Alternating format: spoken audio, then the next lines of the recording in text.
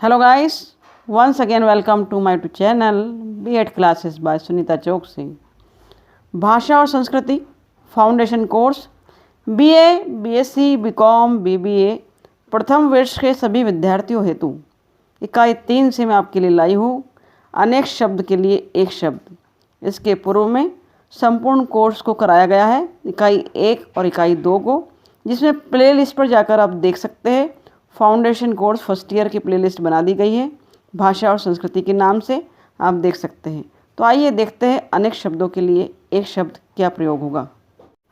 अभिव्यक्ति को प्रभावी बनाने के लिए उसमें संक्षिप्तता एवं स्पष्टता आवश्यक होती है। कम शब्दों में अधिक अर्थ व्यक्त कर देना एक कला है, साथ ही यह श्रेष्ठ अभिव्यक्ति का गुण है। भाषा में लाघव अर्थात संक्षिप्त एवं गंभीरता लाने के लिए वाक्य या वाक्यांश के स्थान पर एक उपयुक्त शब्द का प्रयोग किया जाता है। इसी प्रक्रिया को अनेक शब्दों के लिए हम एक शब्द कहते हैं। यह विधा संक्षेपण में विशेष रूप से उपयोगी होती है। अनेक शब्दों के लिए एक शब्द के चयन के लिए भाषाई सामर्थ्य के साथ अभ्यास भी अपेक्षित होता है। प्रैक्टिस की बहुत अधिक आवश्यकता होती है। इस प्रक्रिया के द्वारा कम से कम शब्दों में या एक शब्द के माध्यम से अधिक भाव अभिव्यक्त किए जा सकते हैं। इस प्रक्रिया में एक संक्षिप्त शब्द संपूर्ण वाक्य या वाक्यांश के अर्थ का वाचक बन जाता है। विभिन्न प्रतियोगी परीक्षाओं में अनेक शब्दों के लिए एक शब्द ज़रूर पूछा जाता है और प्रथम वर्ष के विद्यार्थियों से फाउंडेशन कोर्स में ज़रूर ऑब्जेक्टिव में ये प्रश्न आएंगे। तो आइए पढ़ते हैं कुछ महत्वपूर्ण शब्दों को। विद्यार्थियों देखिए स्क्रीन पर आप देख रहे हैं। नंबर 1, सबसे पहले किसी मत को चलाने वाला। जो किसी भी मत को चलाता है उसे हम प्रवर्तक कहते हैं। नंबर 2, जिस पर विश्वास नहीं किया जा सके, एक शब्द है इसके लिए अविश्वसनीय। कुछ महत्वपूर्ण वाक्य या वाक्यांश और भी देख रहे हैं आप। अनुसंधान करने की इच्छा रखने वाला अनुसंधानकर्ता कहलाता है या अनुसंधित्सु भी कहलाता है। शब्द नोट डाउन कर लेंगे, उपयोगी शब्द है। अगला है जो गिना नहीं जा सके। अगणित या अनगिनत दोनों ही शब्द प्रयोग किए जाते हैं। 4 ऑप्शन दे देगा, किसी एक पर टिक करना होगा। जो जानता नहीं है 4 शब्द देगा। अनजान, इसके लिए शब्द होगा अनजान। जिसका पार नहीं पाया जा सके, एक शब्द है अपार। जो परिचित नहीं है उसके लिए एक शब्द है अपरिचित। जिस पर उपकार किया गया हो, उपकृत। उपकार किया गया हो, उपकृत। देखते हैं और भी महत्वपूर्ण शब्दों को। इसी क्रम में अगला शब्द हमारे सामने है जो स्थिर नहीं है, क्या कहेंगे उसे? अस्थिर। उत्तेजित कर देने वाला, उत्तेजक। जिसके शरीर पर मांस नहीं है, अस्थि पंजर ही है, उसे कंकाल कहा जाता है एक शब्द में। अगला है जिसका अनुभव किया जा चुका हो, अनुभूत। एग्जाम में प्रश्न आएगा, 4 ऑप्शन होंगे, एक शब्द पर टिक करना होगा। तो करेक्ट शब्द हमारा होगा अनुभूत। आप सही शब्द याद कर लीजिए, फिर कितने ही गलत शब्द आए आप सही ऑब्जेक्टिव लगाकर आएंगे। जो पूरा नहीं हुआ है उसे अपूर्ण या अधूरा कहते हैं एक शब्द में।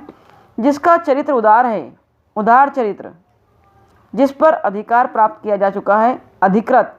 एक शब्द है अधिकृत। हम जानते तो है लेकिन समझ नहीं पाते और बोल नहीं पाते या याद नहीं रख पाते। तो जिस पर अधिकार प्राप्त किया जा चुका है, अधिकृत शब्द है इसके लिए एक। नीचे लिखा हुआ, हम कहते हैं कि नीचे लिखा है, तो नीचे लिखा हुआ निम्नलिखित एक शब्द उसके लिए है। बहुत अधिक परिश्रमी और लगनशील व्यक्ति, अध्यवसायी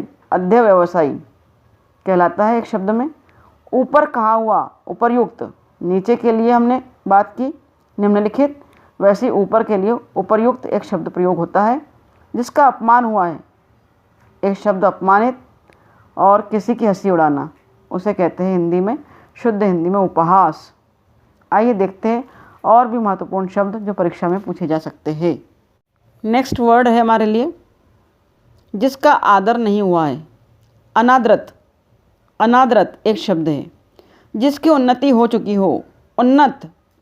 हिसाब किताब की जांच करना, अंकेक्षण एक शब्द उसके लिए बना है, अंकेक्षण। जिसकी उपेक्षा की गई हो, उपेक्षित। जिसको पार किया जा चुका है, अतिक्रांत, ऊंचे कुल में उत्पन्न, कुलीन, जिसको जीता नहीं जा सकता, अजेय, उल्लेख के योग्य, उल्लेखनीय, उल्लेखनीय शब्द प्रयोग होगा इसके लिए। प्रारंभ से लेकर अंत तक, बहुत ही इंपॉर्टेंट शब्द है, बार बार परीक्षा में पूछा गया है। प्रारंभ से लेकर अंत तक के लिए एक शब्द क्या प्रयोग होगा? आद्योपांत। देखिए कैसा लिखा है, नोट डाउन कर लीजिए। आद्योपांत, जिसे पद से हटा दिया गया हो, ये भी बहुत इंपॉर्टेंट है, IMP है।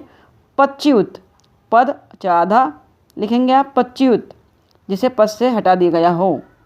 जो तृप्त नहीं हुआ हो, अतृप्त। ऊपर की ओर मुख वाला, ये भी इंपॉर्टेंट शब्द है, ऊर्ध्वमुखी, ऊपर की ओर मुख वाला ऊर्ध्वमुखी कहलाता है। जो किसी सभा या संस्था का प्रधान हो, अध्यक्ष, और जिस धरती में कुछ नहीं उपजे, अनाज नहीं देती हो, उसे अनुर्वर कहते हैं। लिख लीजिएगा, नोट डाउन करिएगा शब्दों को। देखते हैं और भी महत्वपूर्ण शब्द। अगला महत्वपूर्ण शब्द है जो डिग नहीं सकता, उसके लिए एक शब्द है अडिग। दिन भर में एक बार भोजन करने वाला, एकाहारी। लिख लीजिएगा, एकाहारी, जिसकी था पाना कठिन है।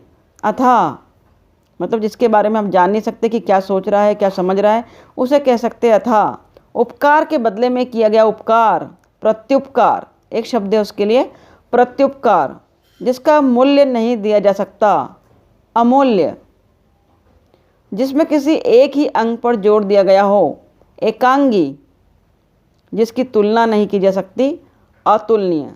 इन शब्दों में से एकाहारी और प्रत्युपकार बहुत ही इंपॉर्टेंट शब्द हैं, याद कर लीजिएगा। देखते और भी महत्वपूर्ण शब्दों। अगला शब्द है जिसका ध्यान एक ही वस्तु पर लगा हो, एकाग्र, जिसका निर्णय नहीं हुआ हो, अनिर्णित, भौतिक सुख सुविधा समृद्धि से युक्त, ऐश्वर्यशाली, इंपॉर्टेंट शब्द है, पूछा जाता है परीक्षा में। भौतिक सुख सुविधा समृद्धि से युक्त क्या कहलाता है? एक शब्द ऐश्वर्यशाली। जो प्रकाशित नहीं हुआ है, अप्रकाशित। भोग विलास करने वाला, भोगी। जो गाया नहीं गया हो, अगीत। एकता की भावना, ऐक्य।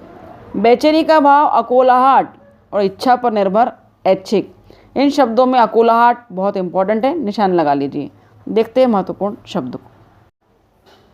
जो चाहा नहीं गया है, अनचाहा। उद्योग से संबंध रखने वाला, औद्योगिक। औद्योगिक शब्द भी इंपॉर्टेंट है।